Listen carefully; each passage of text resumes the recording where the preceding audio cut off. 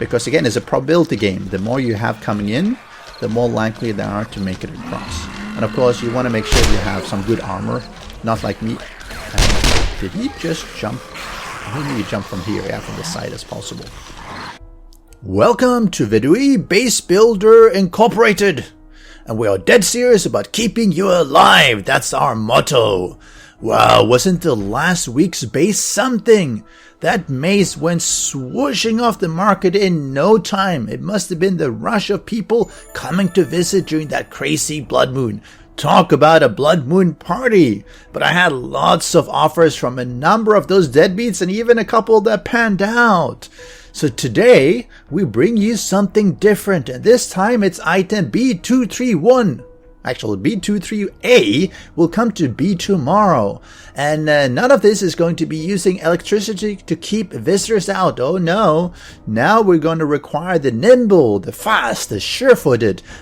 And we're definitely not certified for accessibility. But no matter, all the inspectors have been eaten, so I think we're good.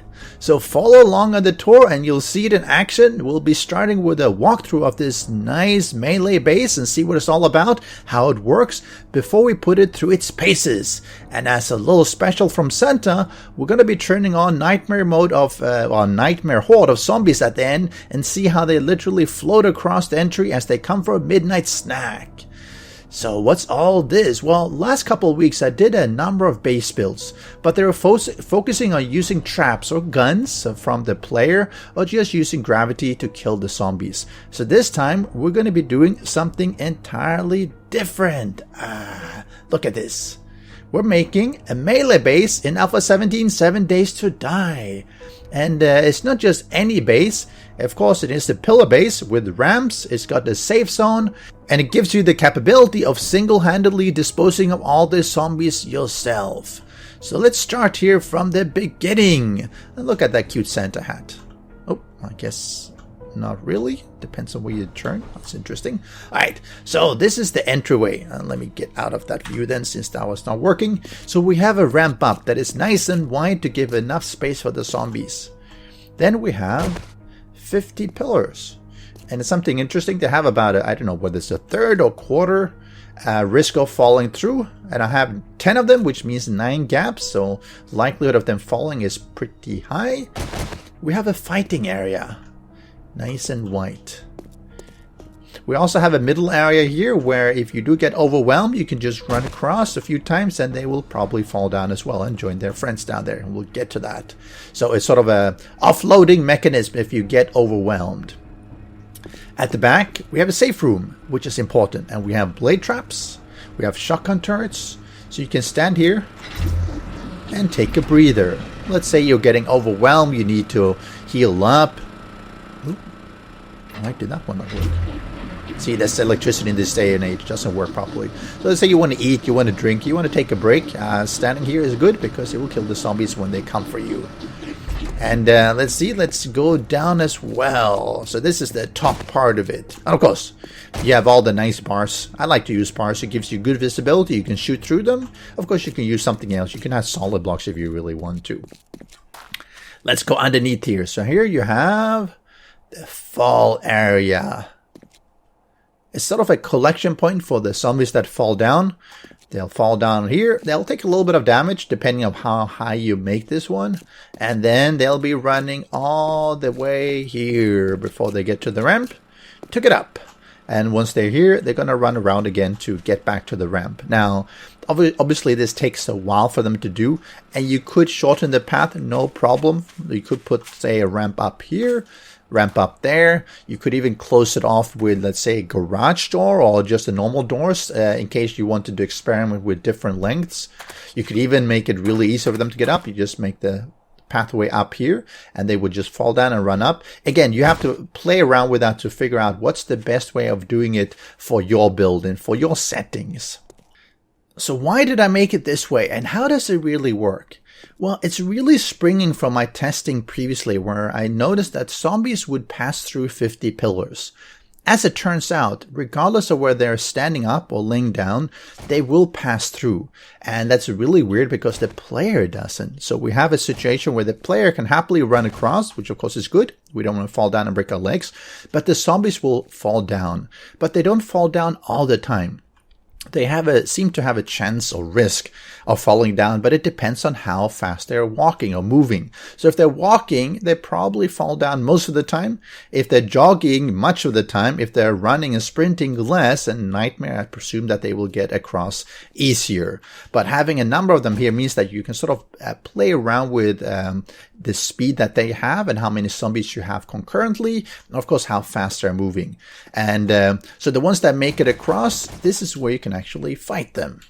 So another funny thing is that all the zombies seem to have the same collision mesh for movement, which means that if let's say a thin stripper zombies comes running across, or a big bulky zombie bear, which is huge, they fall down around the same amount of time. And that's really weird, and I wasn't really expecting that.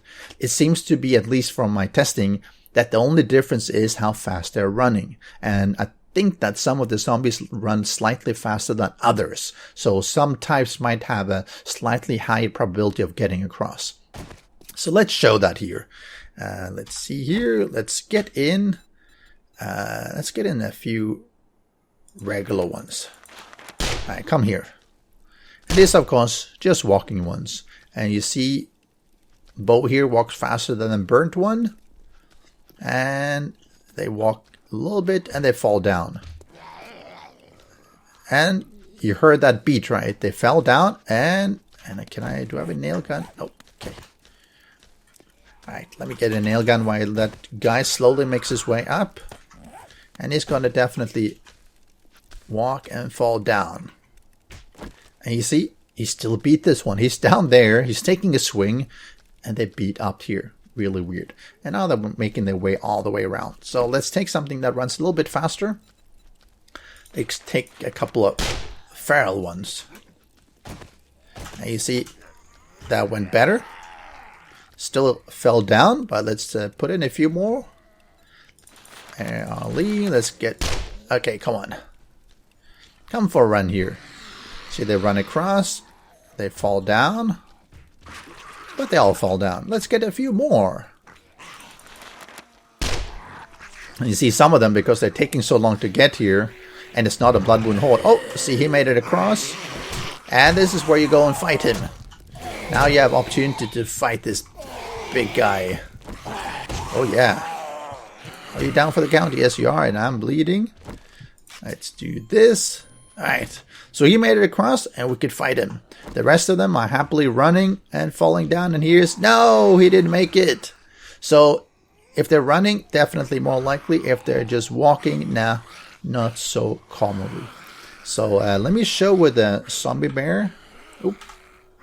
Let me get this one and do this one. Zombie bear. Alright, you would have expected these ones to make it across a lot more, but... Alright, come on, don't get stuck. He runs. Oh, he made it across, but so did he. Come on. Come on, zombie bear. I know you're there. Ah, he's stuck. Oh, come on. He's having problems making it up that slope. Maybe it's too big. Come on. Show us, so as you will fall down. Alright, I guess he doesn't like to run. Oh, no, he doesn't like to run up the slope at all. That's weird. Alright, come on. He rolls down. Yep, you can do it, yay! And see, he fell down really weirdly. It's like it just goes straight through the body. So it seems to be about the same as these ones. And now these ones, oh, these are the walking ones, and they fall down pretty much all the time. But let's increase this a little bit. Let's put in 25 ferals. Oh, come on. So let's have a few more of them. Now, having good view here means you can actually stand and shoot them before they come over here. And you see you have more. Higher likelihood of getting them. And they come over and If you have too many, you might get overwhelmed, but coming here, it's a good place because, well, then they fall down. And that's helpful for just thinning them out. Oh no, he's dead. I think I have a bear somewhere. Oh yeah, he's getting stuck here. Okay, let's get rid of him because he's blocking. It's interesting, I didn't realize that the bears have issue to get up ramps. See, now you have him, I have another one. And he's making it, but let's say we want to retreat. We're here and... oh, well, wow, the shotgun turret is a little bit slow to react and actually lagged my game there. Interesting. Wonder why that happened. It seems that some of these things are not always detecting, or it takes a while to detect. And we see more of them here coming. A bunch of them. Let's retreat and... now this is not 100% safe, as you noticed. It helps you to thin them down. But if you wanted to be 100% safe, you could have more turrets. You could put in some electric fences to slow them down. Again, it's just to show the concept of having a safe room. I generally don't have an issue because you only get 1 or 2 to get through, and you can generally handle those ones. Well, let's heal up again. Before. Hello. Goodbye. Right. The candy cane is surprisingly effective. Don't give this one to your kids over Christmas. Please, please, parents, be responsible.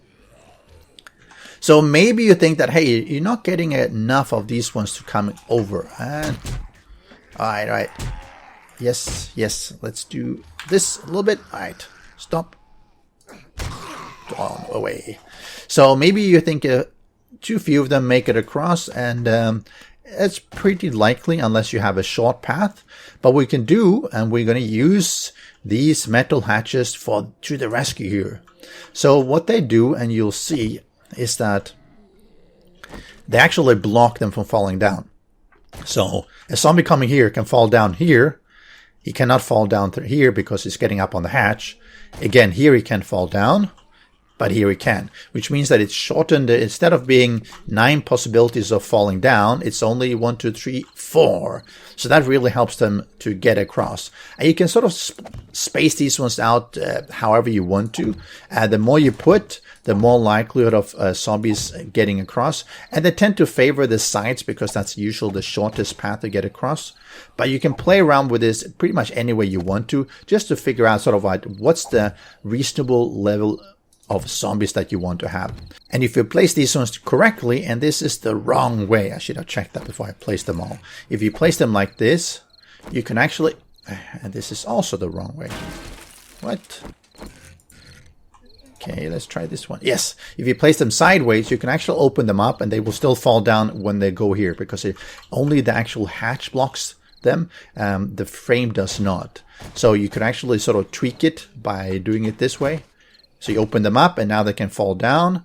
You close it and now they will be able to walk on it. So that's pretty useful when you're doing that. So let's see, I placed a couple of more here. Let's do this one. Let's do this one. Let's do a little bit of a layer here. And let's restart. And we should see more of these zombies making it over here. Let's get in a few more. Maybe not 25 though. Feral, let's get something else. Okay. All right. Come here. So we should see more of them getting across depending on which path they make. Oh, see, here's one. Here's another one. And this is also a way to sort of figure out what's the correct level of zombies that you want to have during the horde. Because if you have more zombies, you might want to be a bit more careful. If you have less, you could be a bit more generous with the amount of plates you're putting in. And then again, I'm going to pull back here a little bit. I can use my bandage of first aid. And alright. You see, now he's still around. He just didn't know about me. Okay, he's dead. Oh, and we got a loot bag. And that's one of the nice things about this one. You can... bicycle handlebars. You can actually get pretty good loot by doing this because you're killing all by yourself and you're getting all the experience. And you see now, they are much more likely to make it across. Okay, he's burning, which is good. And see all of them making it across. Some do fall down still, obviously, but you can fine-tune that and say, no, this is too many. I don't want this one. Okay, and down he goes. So I think this is a pretty good way of doing it.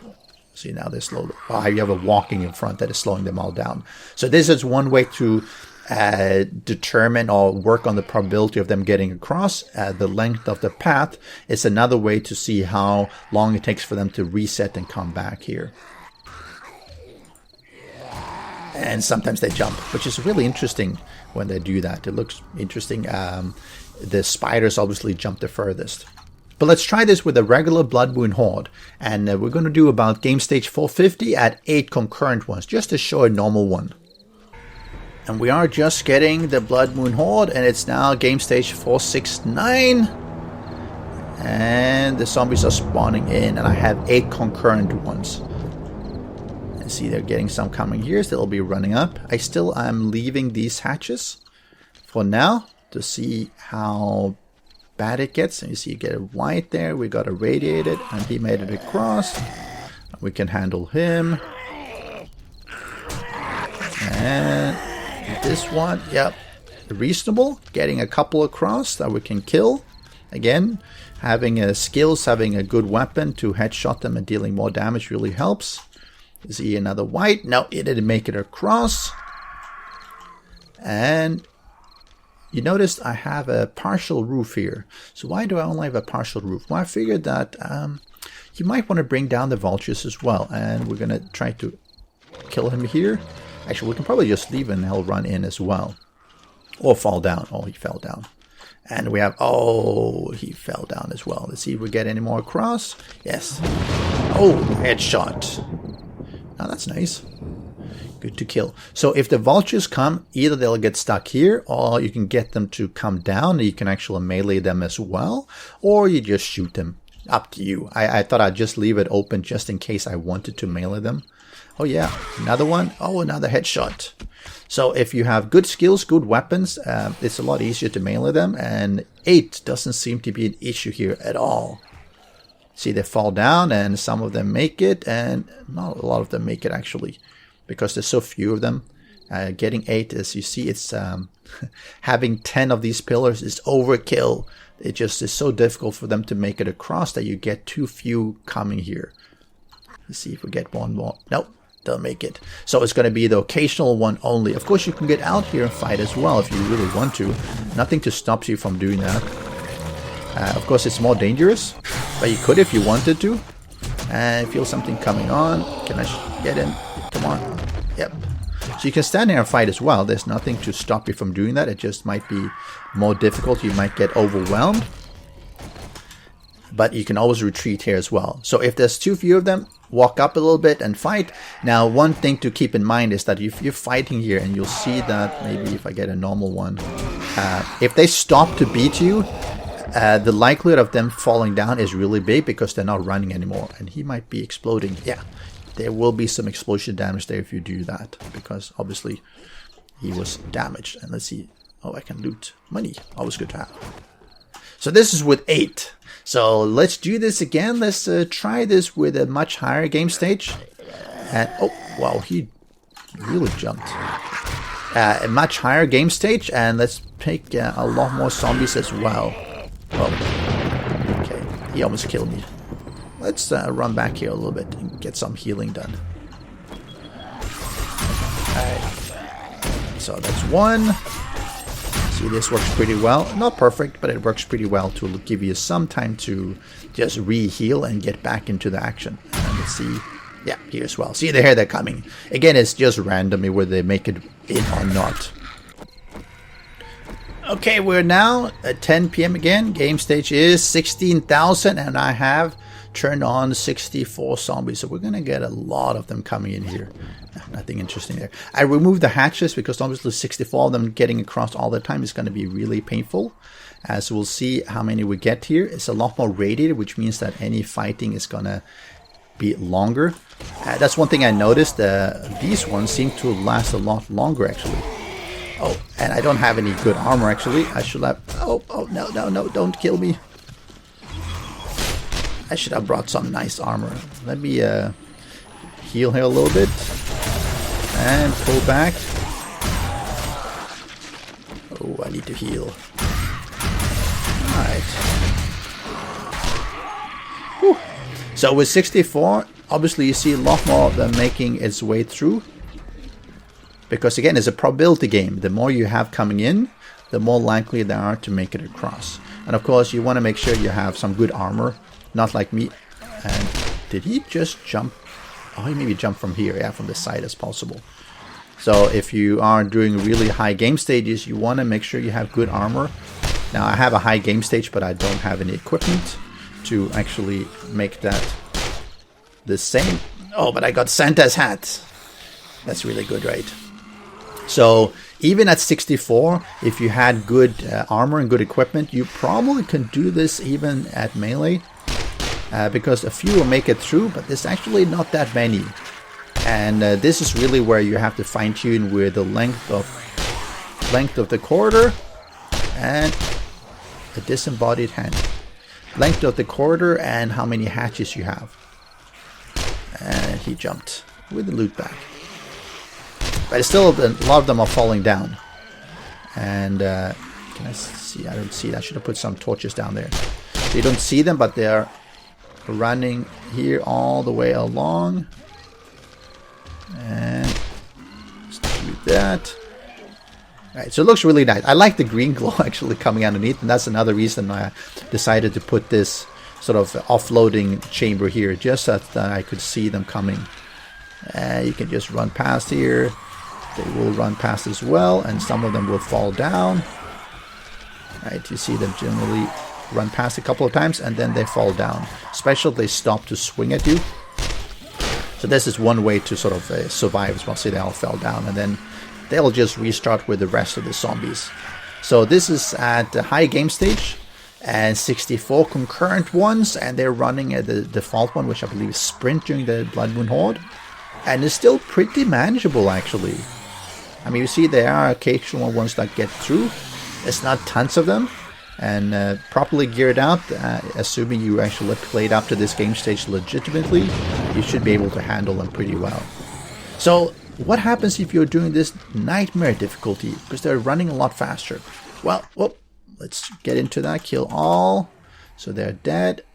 And yes, let me get back out and restart.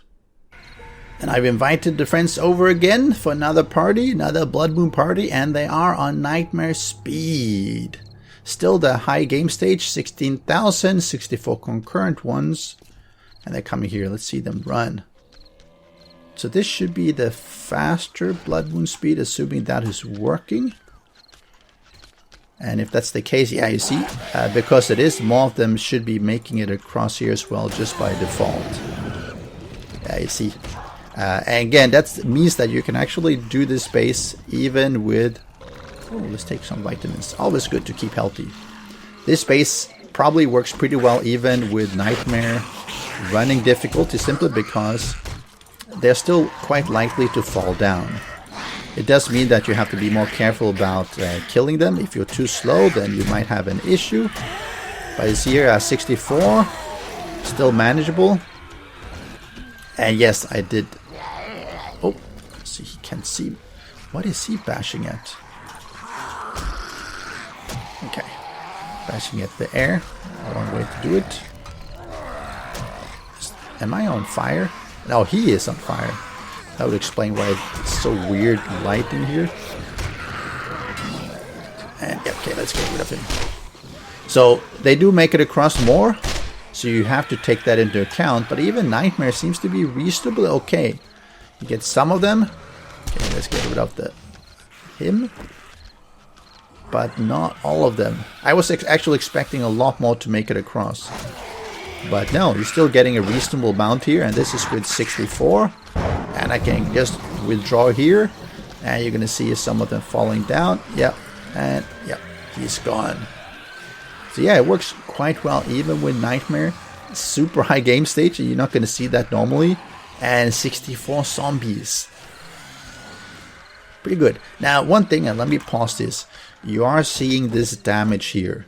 And this is from these zombies falling down. And once they've fallen down, and they see that most of them were coming here, they're taking, well, they're not taking damage from standing up here and bashing, but they're falling down, and once they're down there, they'll bash in the air, and this one gets damaged, which means that it's usual this outside one you want to upgrade to steel. Now it doesn't really matter if one gets broken. I mean, let's assume a couple of them gets broken, right?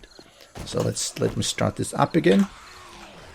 It just means that, oh wait, it just means they're going to take a different path, and because the whole thing is really resilient, it means that it's not going to be breaking, right? The whole thing is not going to collapse. I've actually even taken out the pillar underneath, and things are working just fine anyway because it's being held together quite well. And most of this is concrete.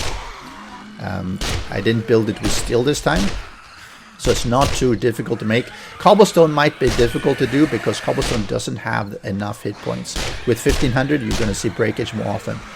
Oh, and we'll see up here. I guess so. So even with this broken, it's fine. They just decide that fine, I'll go somewhere else. So I take out these ones. The game is going to say, not a problem, I'll just repath and I'll go in the middle instead. So even if you lose these ones, you can just replace them afterwards until the bug is fixed. Hopefully that's something they will fix before long, because it's a little bit irritating and a little bit weird. And let me pause that again. It's a little bit weird to see this kind of damage where they're not beating on this one. They're actually down here. And I broke my leg. And no splint. So they're actually down here when they're bashing, and somehow it gets damaged up here. Not the way it should be. So let me give you some light here. Much better. So overall, I think that melee bases are not entirely straightforward to make in Alpha 17. With the new zombie pathing, it's a challenge to keep them away from you because they're going to come en masse and in the same location, but you also have to be close enough so you can actually bash them. So fighting one, maybe two is alright, but fighting a whole horde of 8 or 20, that's not going to work. So this build is really focused on trying to sort them out and reduce the probability of all of them ganging up on you. So their entry is going to be as individuals and not as a whole group. And overall, I think it works really well, but you have to take into account the game settings. The more zombies you have in the game concurrently means that you have to drag out the time for them to come back to the ramp, also taking into account how fast they run and how many make it across. So if you want more to make it across, you put hatches. If you want fewer, you open the hatches, for instance. If you want them to run up the ramp quicker, you make the ramp up here. Like say that you make the ramp here, or you make the ramp here, or you make the ramp slightly further in, just to make sure that they don't spend too much time running. So that's really up to you, but you can sort of tweak it in the way you want to have. If you're higher level, you got better skills and equipment, you can handle more. Maybe you have a sledgehammer, you're knocking down groups left and right while you're tanking an iron armor. Maybe 2 or 3 is not an issue, but 20 will be. So some final notes. As you saw, it does cause damage to some of these blocks, especially the pillars. And that's unfortunate. You also will be seeing the occasional cop, and you see that down here. The occasional cop where they will take damage from falling down. And let me go down. You see they've exploded here. He'll take some damage falling down, and if that's enough to put him into his explosion mode, he will blow up. But all in all, I'm quite happy with this as a basic concept of how you can make a melee base. I haven't seen a lot of them. And of course, a speed build of this base will be out, but give me a couple of days to tidy everything up and get it ready. Hopefully you enjoyed this attempt at a melee base in Alpha 17, and make sure you leave a like and subscribe and tell me what kind of melee bases do you favor. And I'll see you again next time. Special thanks to the great patrons supporting the channel. If you would like to join the vetted community and support these videos, do follow the Patreon link.